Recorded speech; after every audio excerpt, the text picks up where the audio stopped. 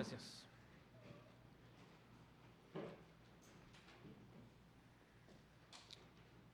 Hoy voy a hacer una pausa en el desarrollo de nuestro estudio del libro de los Hechos y voy a pedirles que busquen Lucas capítulo 2.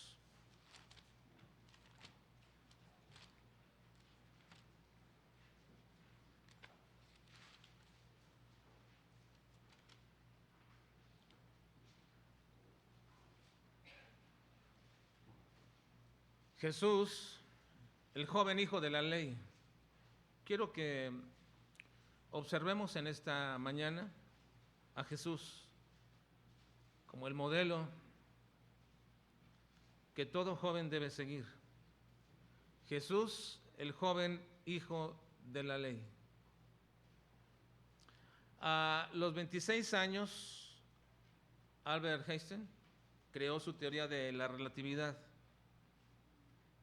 A los 22 años, Francisco Camarena inventó la televisión a color aquí en México.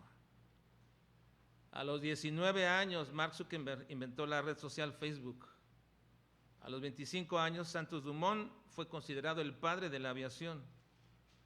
A los 21 años, Tomás Alva Edison hizo su primer invento de más de 1000 que patentó, entre ellos la luz eléctrica, el telégrafo, el fonógrafo y muchos tantos que conocemos hoy que todavía permanecen hasta este tiempo.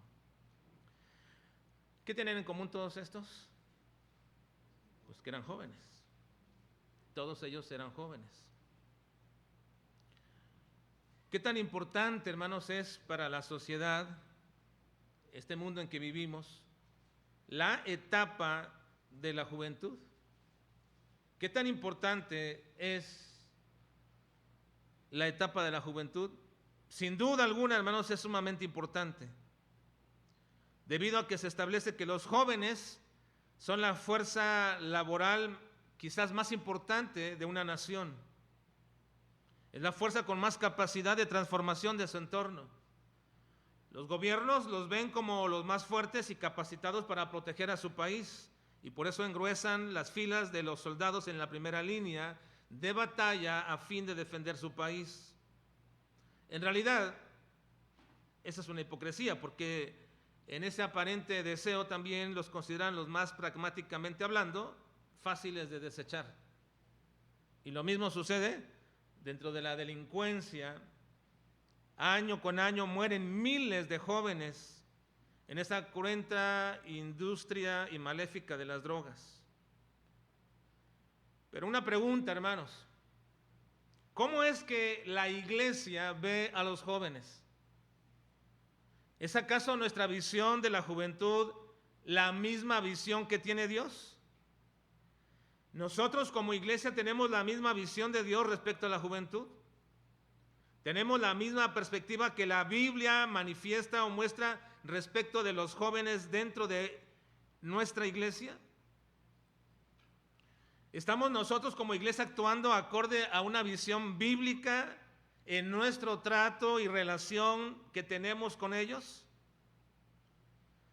No solamente como iglesia, sino también de manera individual, cada uno de nosotros estamos actuando acorde con la visión bíblica de tratar con los jóvenes, cada uno de ustedes, o simplemente los ven pasar, o simplemente, si acaso los saludan, o simplemente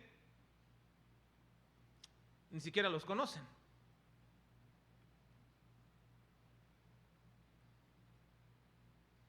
¿Hacemos lo suficiente como padres para que nuestros jóvenes tengan los elementos necesarios para su formación espiritual?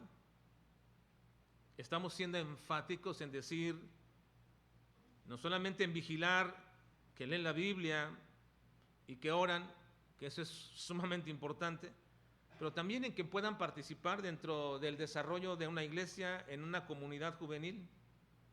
¿Estamos haciendo lo suficiente? Es cierto, hermanos, que la Biblia muchas veces presenta esta etapa de la juventud como un ejemplo o un mal ejemplo, en un sentido, de inmadurez y de poca consideración de los aspectos espirituales.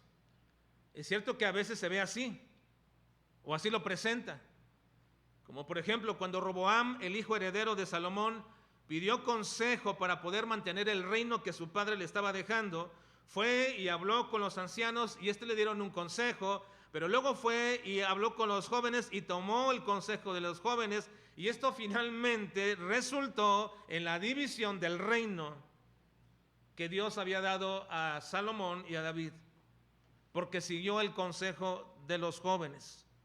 Dice primer libro de Reyes, capítulo 12, versículos 8, 10 y 16, que manifiestan esta circunstancia. Pero él dejó, hablando de Roboam, pero él dejó el consejo que los ancianos le habían dado y pidió consejo de los jóvenes que se habían criado con él y estaban delante de él. En el versículo 10 dice: entonces los jóvenes que se habían criado con él le respondieron diciendo: así hablarás a este pueblo que te ha dicho estas palabras. Tu padre agravó nuestro yugo, mas tú disminúyenos algo. Así les hablarás: el menor dedo de los míos es más grueso que los lomos de mi padre. Y luego versículo 16 dice: cuando todo el pueblo vio que el rey no les había oído, le respondió estas palabras diciendo: ¿qué parte tenemos nosotros con David? No tenemos heredad con el hijo de Isaí. Israel, a tus tiendas. Provee ahora en tu casa, David.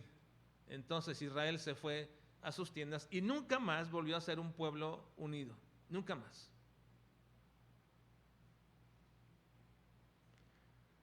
Esta es una visión de un grupo de jóvenes que aconsejaron mal porque su perspectiva estaba muy limitada y muy persuadida de sus propios intereses.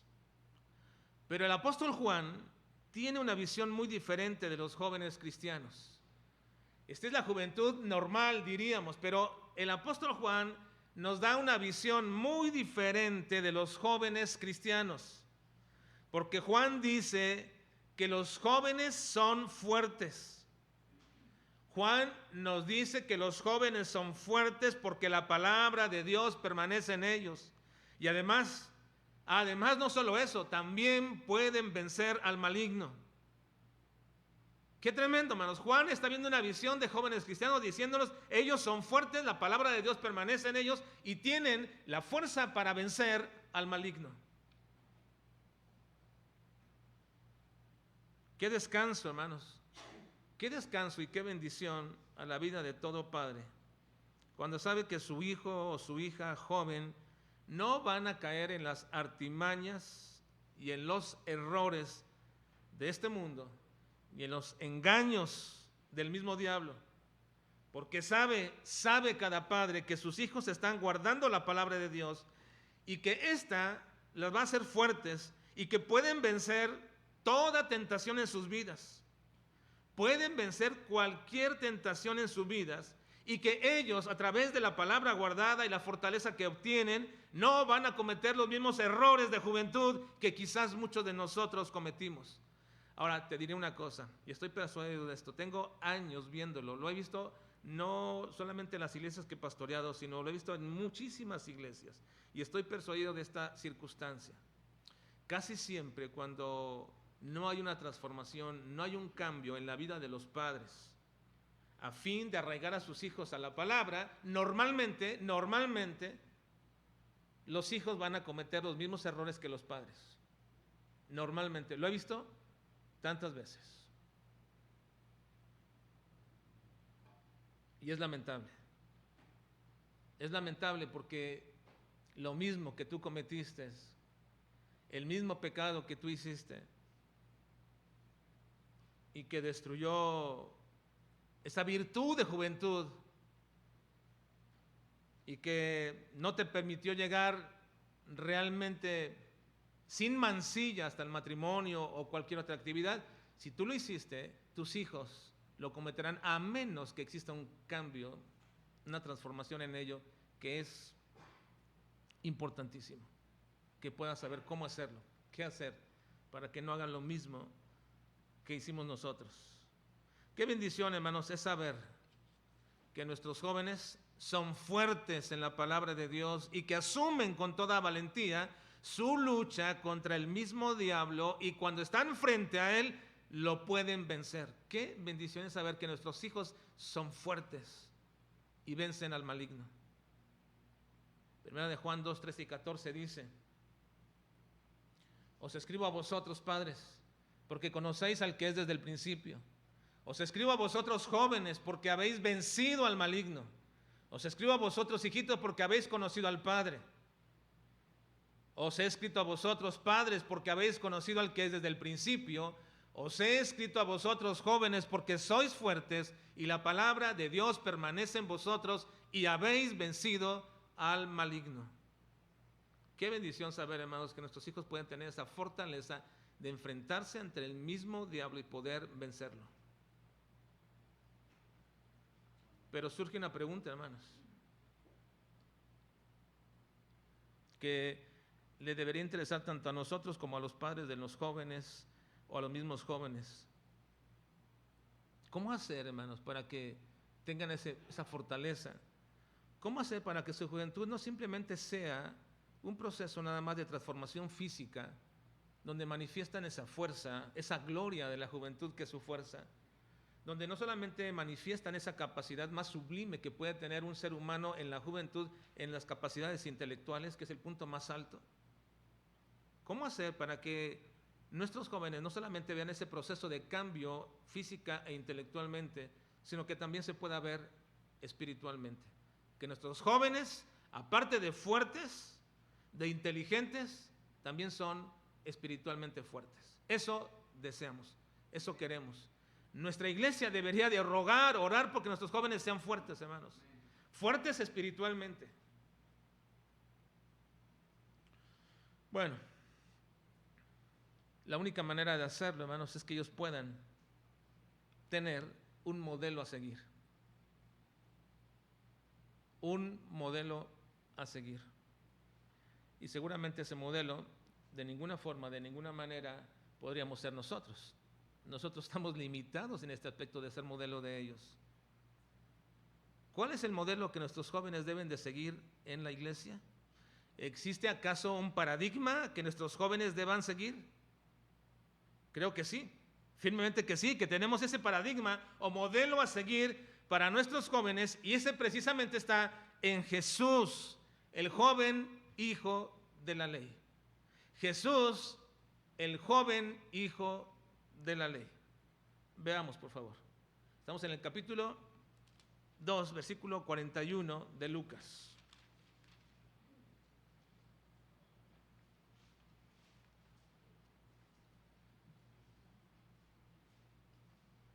¿Ahí están, hermanos? Sí.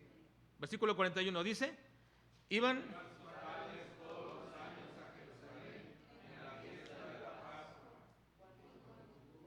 hasta ahí nada más, 41.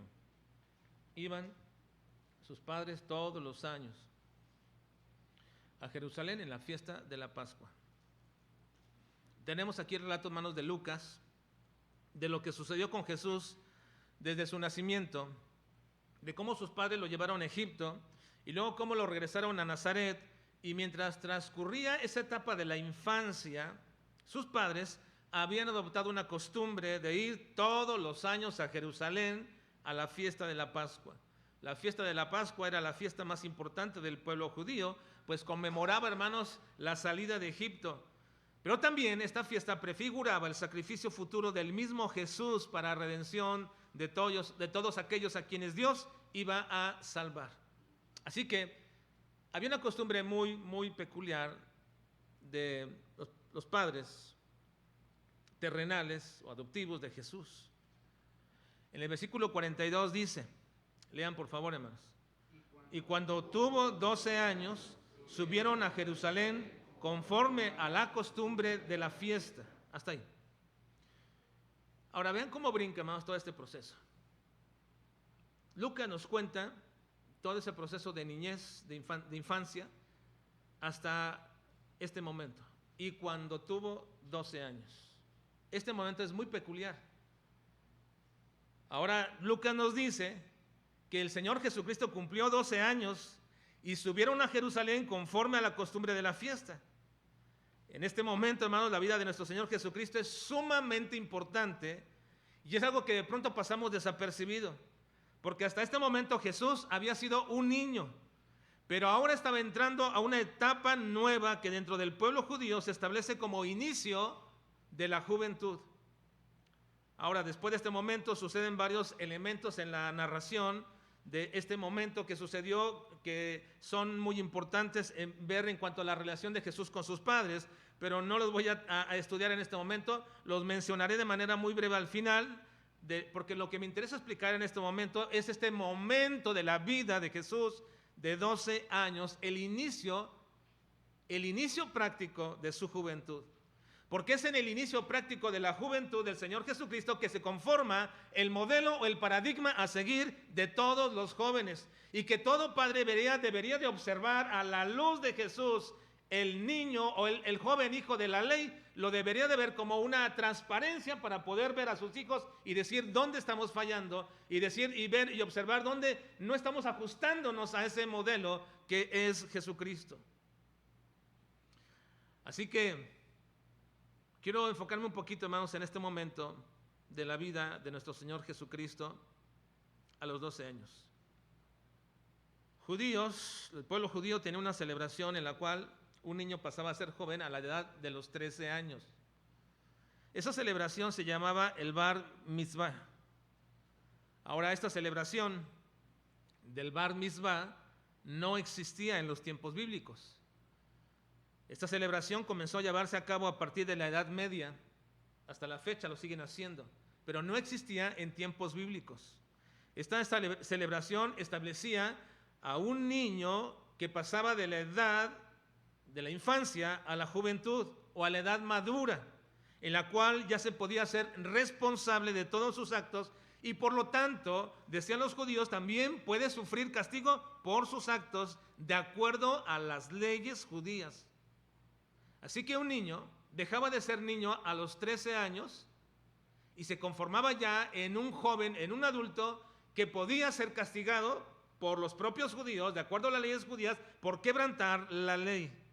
Así que en esta celebración del Bar Mitzvah, un niño estaba delante de toda la congregación, comenzaba a recitar los mandamientos de la ley, y después de que lo hacía, entonces era llamado hijo de la ley. Ahora eres un hijo de la ley. Tus padres ya no responden por ti. Tus padres ya no son responsables por ti. Tus padres simplemente van a cuidar que tú guardes la ley, y si no la guardas, tus padres son responsables por ponerte delante de la congregación y decir: este hijo es un borracho, este hijo es un maldiciente, este hijo es un flojo, este hijo es esto y cualquier cosa que quebrantara la ley. Y entonces, de acuerdo a los judíos, decían: ese es el castigo. Algunas veces era apedrearlo. Qué terrible debió haber sido para algún padre tener que hacer todo esto. Pero esa era la celebración del llamado Bar Mitzvah. Y en esta parte de esta celebración, el hijo se hacía responsable de sus actos y podía sufrir entonces los castigos impuestos por la ley judía. Bar significa hijo. Es una palabra hebrea que significa hijo. Por eso muchos nombres son compuestos dentro de los judíos. Por ejemplo, Bartimeo significa hijo de Timeo. Bar Jesús significa hijo de Jesús, ¿verdad? Y así son los nombres compuestos dentro de los judíos. Bar significa hijo, y Mitzvah significa ley, obligación o mandamiento. Entonces, un Bar Mitzvah era el hijo de la ley, o el hijo obligado, o el hijo bajo mandamiento. Así entonces se dice que un niño, cuando hace esta celebración, se convierte en un hijo de la ley y está obligado a partir entonces de cumplirla. Y para esto es sumamente importante que estos niños tuvieran una preparación previa, donde tenían que aprenderse todos los mandamientos de la ley, ya que a partir de ese momento iban a ser responsables por cumplirlos. Entonces, previamente tenían que prepararse para este momento, aprenderse los más de 600 mandamientos que prescribe la ley, porque de entonces a partir serían responsables por cumplirlos. Ahora bien, nuestro Señor Jesucristo, hermanos, no estaba celebrando esta ceremonia en Jerusalén. El Señor Jesucristo no estaba celebrando esta ceremonia, que como ya hemos dicho, aún no existía la costumbre. Pero el principio y el modelo o el paradigma sí se establece en la vida de nuestro Señor Jesucristo en esta ocasión. Pero antes de explicarles por qué aquí encontramos un modelo de juventud, un paradigma para los jóvenes, déjenme explicarles, hermanos, o decirles por qué los judíos establecían la edad de 13 años para que un niño pasara de ser niño a ser joven. Ellos dicen los propios judíos, que no existía nada en las Escrituras que mencionara que alguien a esa edad pudiera ser considerado ya un joven o responsable de la ley. No hay nada, no hay ningún mandamiento, no hay nada que nos diga a un niño a partir de los 13 años ya se convierte en un hijo de la ley. Pero ellos adoptaron esta edad porque según el Talmud judío, el Talmud era una especie de comentario importante para los judíos que ponían al lado de la misma Torá o la misma ley. Y entonces podían interpretar a la luz de este Talmud, podían interpretar lo que era la ley. Bueno, dicen ellos en un Talmud judío que María, la hermana de Moisés, tenía 12 años cuando tomó la decisión de salvar a su hermano Moisés. Y ellos observan, esta jovencita fue mandada por sus padres a esconder a su hermano, pero ella decidió, en un acto de verdadera valentía y decisión, decidió resguardar la vida de su hermano y hizo todo un proceso para que su hermano pudiera vivir en medio de esta situación de opresión que había y pudiera también ser de la misma manera criado por su propia madre. Esta jovencita lo hizo a los 12 años. Imagínense a María tomando estas decisiones tan importantes en cuanto a la vida de su hermano Moisés, un bebé. Y por eso los judíos dicen que las mujercitas también se convierten en hijas de la ley a los 12 años. Y a esta celebración le llaman el Bat Mitzvah. Bat Mitzvah. Ahora, también dicen en el Talmud judío que Abraham, cuando tenía 13 años, abandonó la creencia en los ídolos que construía su padre.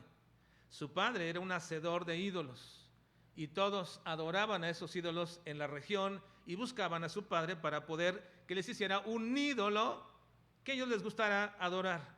Así que el padre era un hacedor de ídolos. Pero dice el Talmud judío que Abraham a los 13 años abandonó la creencia en los ídolos que su padre construía y decidió comenzar a adorar al único y verdadero Dios. Así que esa es la razón por la cual ellos establecen estas celebraciones del Bat Mitzvah y del Bar Mitzvah 12 y 13 años. Ahora, no se llevaba a cabo ninguna celebración en este sentido en los tiempos antiguos, en los tiempos bíblicos. Es hasta la Edad Media que comenzamos nosotros a ver esta celebración judía. Pero aquí vemos en este momento a Jesús yendo a Jerusalén.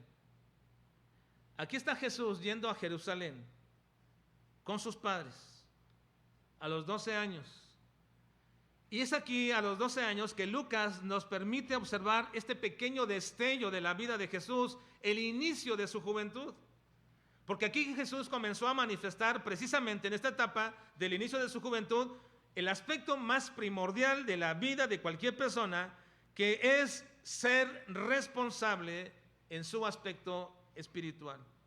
Lo más importante en la vida de toda persona llega precisamente en este momento. Se convierte en alguien responsable de su vida espiritual. En este momento, hermanos, padres, ustedes ya no son ni darán cuenta al Señor de la vida espiritual de sus hijos cuando llegan a los 12 años, pero antes sí lo harán. Posteriormente, ellos tendrán que dar cuenta delante de Dios. Ahora, no estoy poniendo una edad necesariamente, hermanos, pero sí lo que digo es que ya muchas veces hemos hablado de este asunto acerca de la evangelización de nuestros hijos.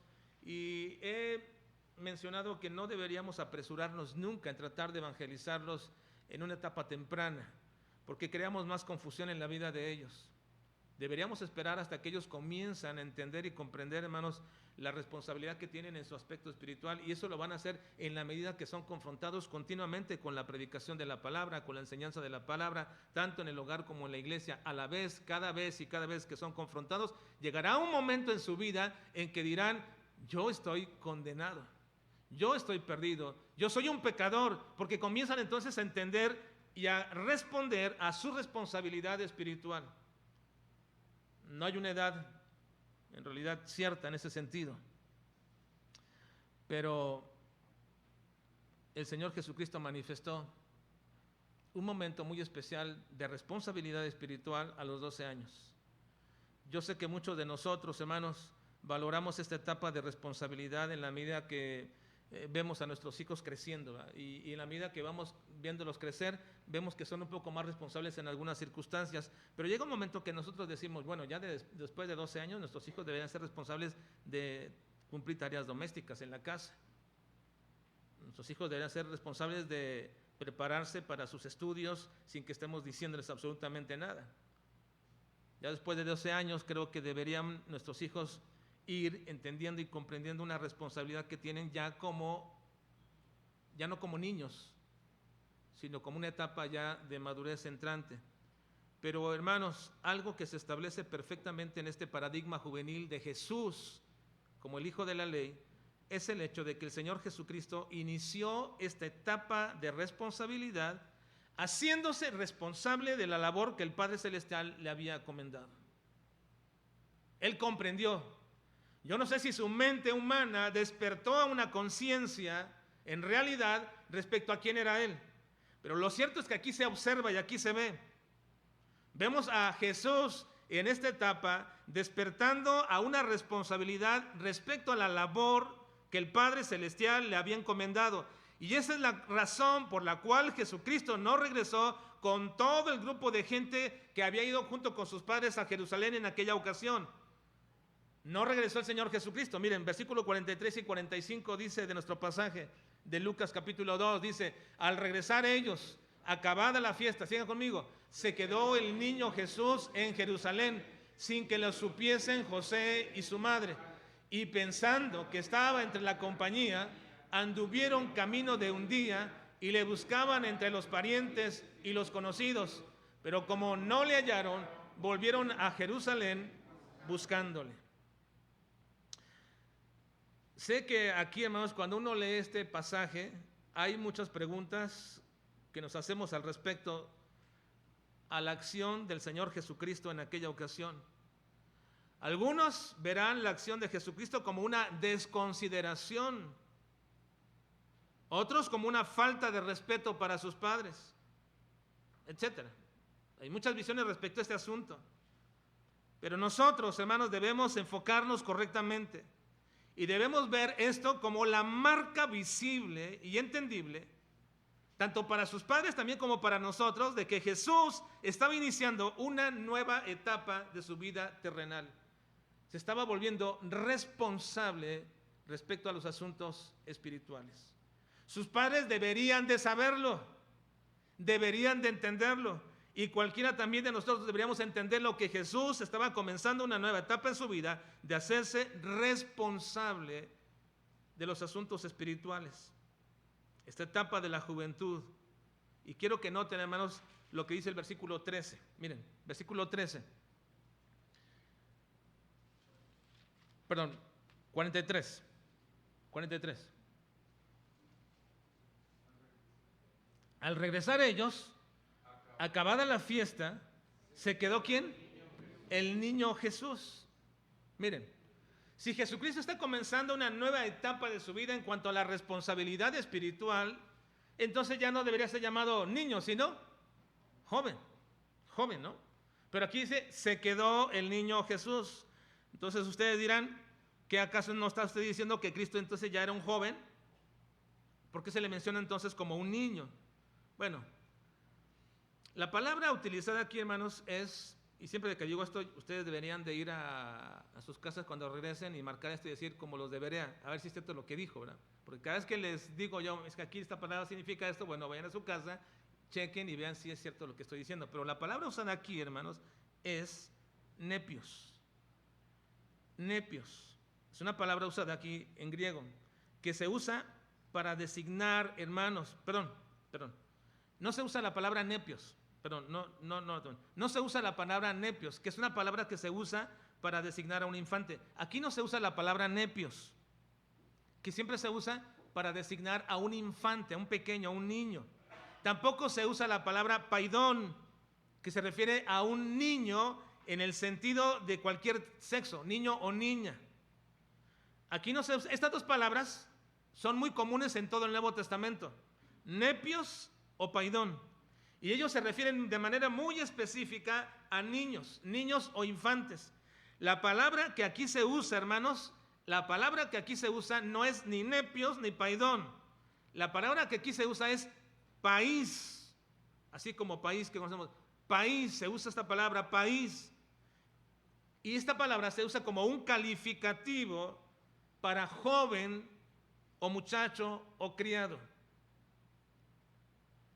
Pero también se le llama de pronto niño, en el sentido simplemente de distinguir nada más el sexo. Ayer que estábamos con los muchachos jugando, en el Día del Joven, la hermana Marta me estaba viendo con un juego ahí y diciendo, bueno, aquí pónganse las niñas y aquí los niños. Obviamente no todos fueron y se acomodaron, aunque se vean que no eran niños, ¿verdad?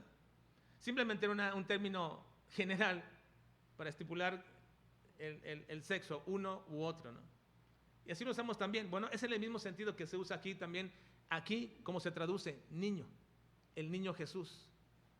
No se traduce como que era un infante, un menor, simplemente para designar nada más este término general. Pero en realidad la palabra, y algunas traducciones así lo ponen, lo traducen así. La mayoría de traducciones traducen como niño, pero unas cuantas traducciones ponen literalmente así. Textualmente dicen, y el joven Jesús se quedó allí. Y el joven Jesús.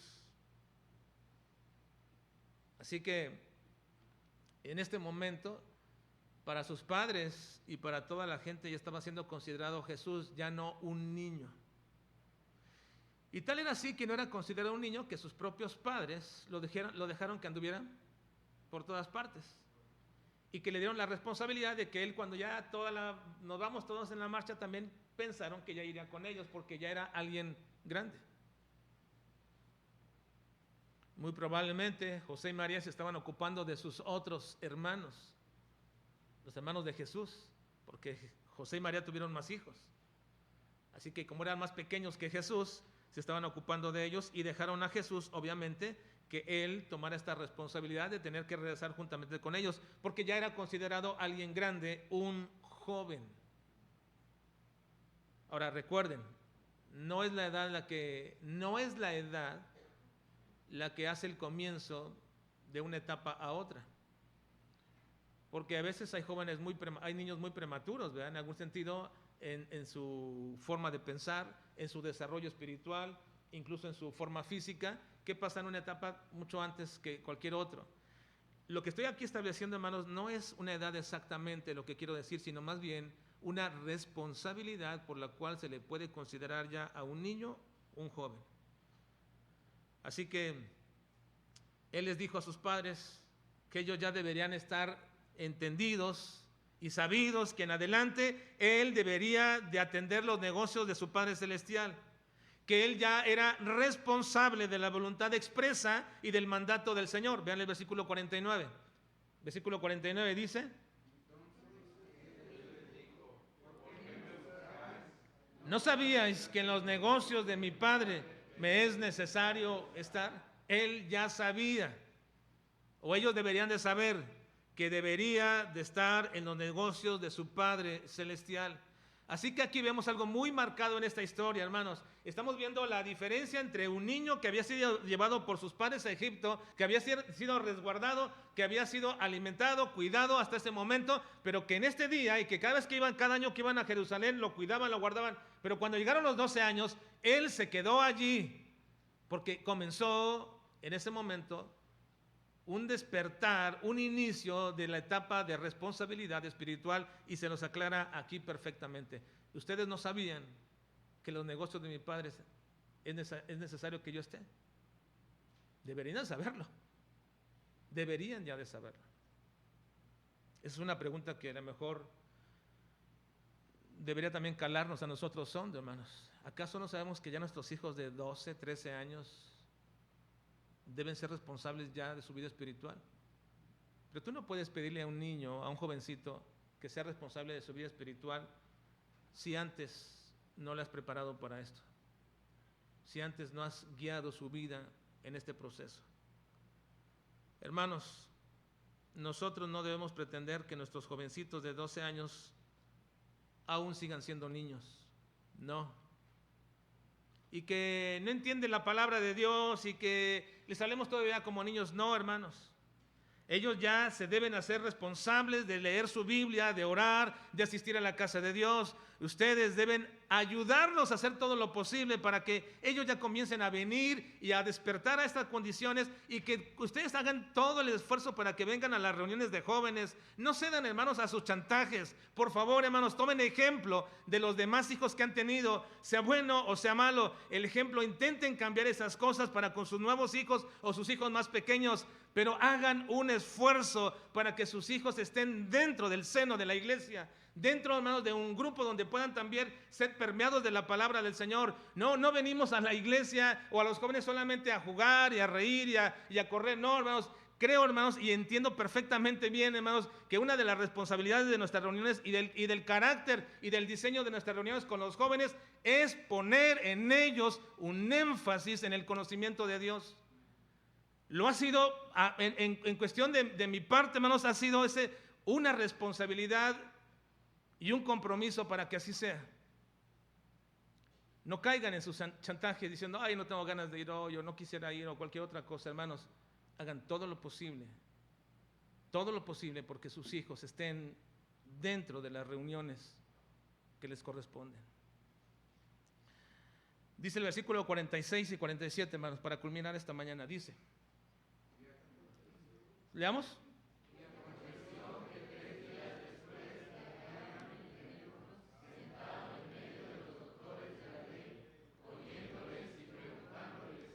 Y todos los que le oían se maravillaban de su inteligencia.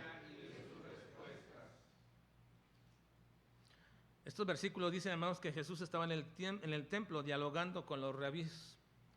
La misma palabra, dialogando o hablando y oyendo y respondiendo, es lo mismo que el apóstol Pablo usaba continuamente como método cuando llegaba a las sinagogas, recuerden, ¿verdad?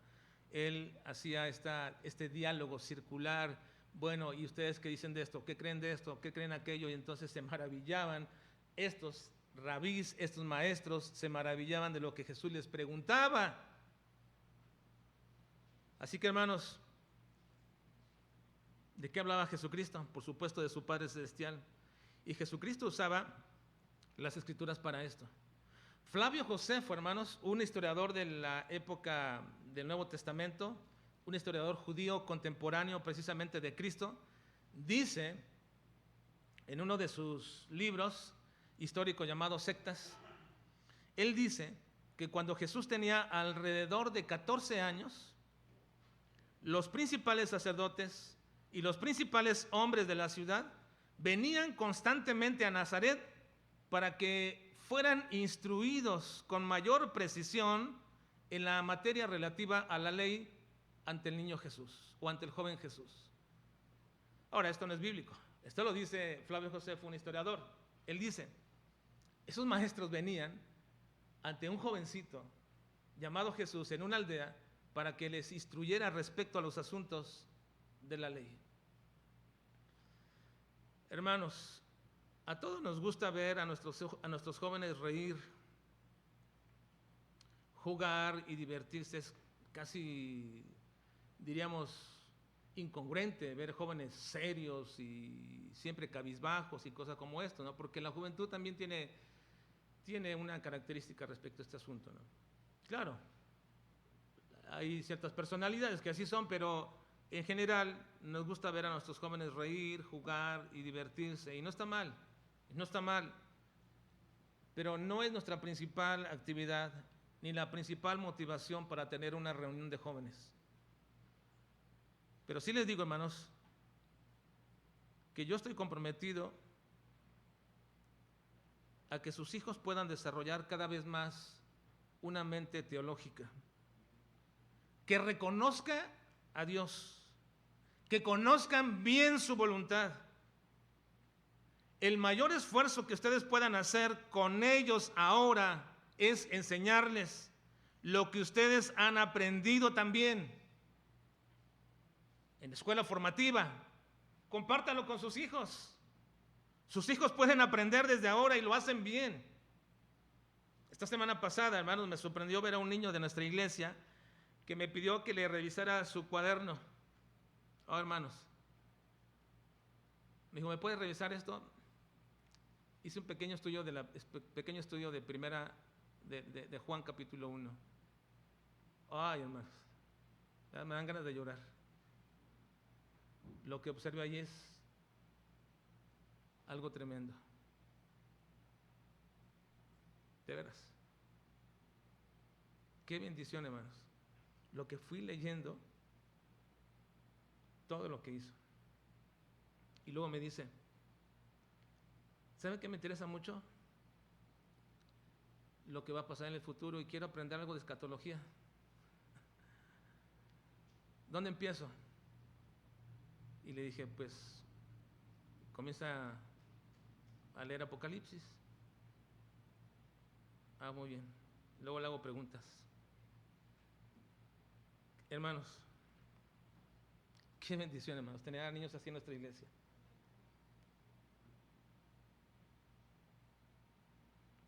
Hermanos, Cristo es el ejemplo a seguir de nuestros jóvenes.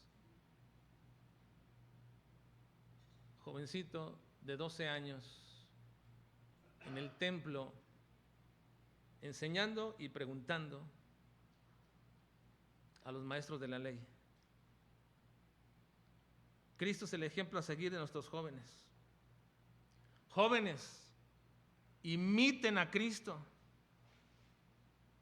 Busquen hacerse responsables de su vida espiritual. No esperen el regaño de sus padres a este respecto. Háganse responsables de buscar a Dios, de conformarse a la imagen de Cristo. Él es su ejemplo a seguir. Y nosotros, hermanos, como iglesia, ocupémonos de estos jóvenes. Invita de vez en cuando a un joven a comer, invítale un café, pregúntale cómo está, cuáles son sus planes. Ayudemos a fortalecer sus decisiones, ayudemos a redirigirlas. Tienen padres ciertamente y pueden tener padres aquí en la iglesia, pero no nos exime esto de tener un cuidado y responsabilidad para con nuestros jóvenes, hermanos. Hagamos algo más por nuestros jóvenes. Porque en la medida que nuestros jóvenes sean fuertes y que la palabra de Dios permanezca en ellos, es en esa medida que también nuestra iglesia será fuerte. No seamos ensimismados. De vez en cuando observa a un joven. Ve, invítalo. Yo nunca voy a olvidar jamás, hermanos, el ejemplo, la gran bendición que tuve, y lo quiero decir para la gloria de Dios, de Absalón Moza. ¿Te acuerdas? Bueno, yo tenía 15, 16 años, y lo que él hacía siempre era ir con mi papá y le decía, ¿me puede prestar este día a uno de mis hermanos? O Alejandro en este momento. Sí, íbamos en el camino, platicábamos, nos hablaba de la palabra, llegábamos a cierta tienda y me decía, escoge una camisa. Yo siempre estrenaba camisas la que me daba mi hermano mayor, ¿verdad? Y mis hermanos menores extrañaban la mía y así nos íbamos. Pero si escoge una camisa, le digo, no, sí, escoge. Y hacía eso con todos nosotros. Nos invitó a comer. Se preocupaba. Yo no puedo decir que soy lo que soy por él, pero sí puedo decir que él ayudó y fue un instrumento de parte de Dios en nuestras vidas, porque él se ocupó espiritualmente de nosotros.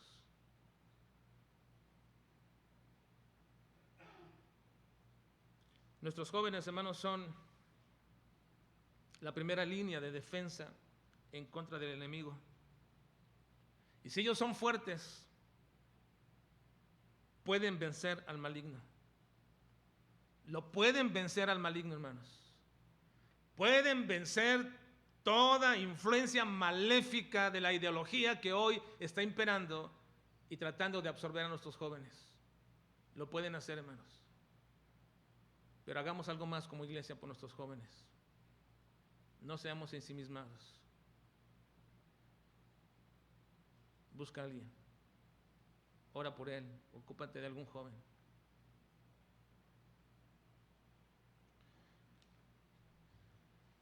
Y jóvenes, miren a Jesucristo. Él es el paradigma de todo joven a seguir. Jesús, el joven hijo de la ley. Él dijo, a partir de ahora soy responsable espiritualmente de lo que el Padre me ha demandado. Vamos a orar, por favor.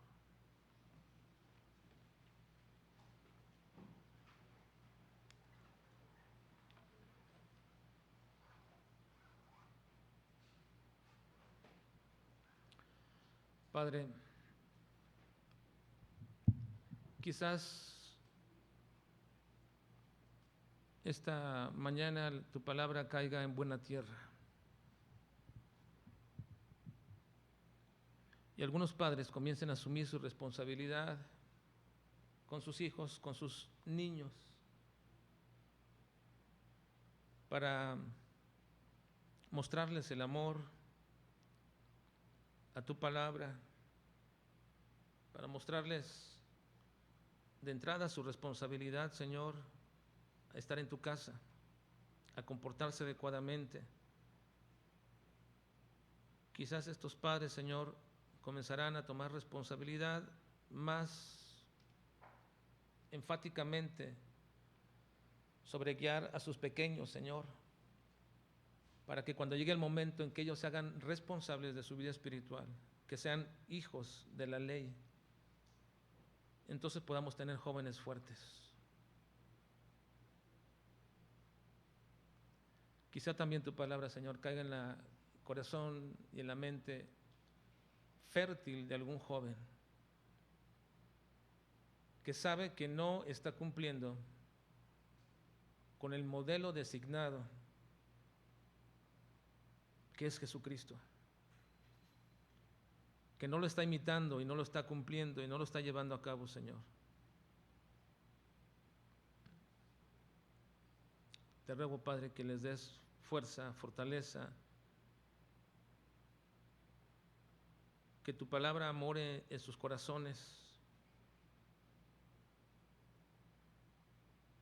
y que ellos puedan, Señor, a través de esta palabra y el Espíritu Santo, ser tan fuertes que puedan vencer al maligno en cualquier tentación.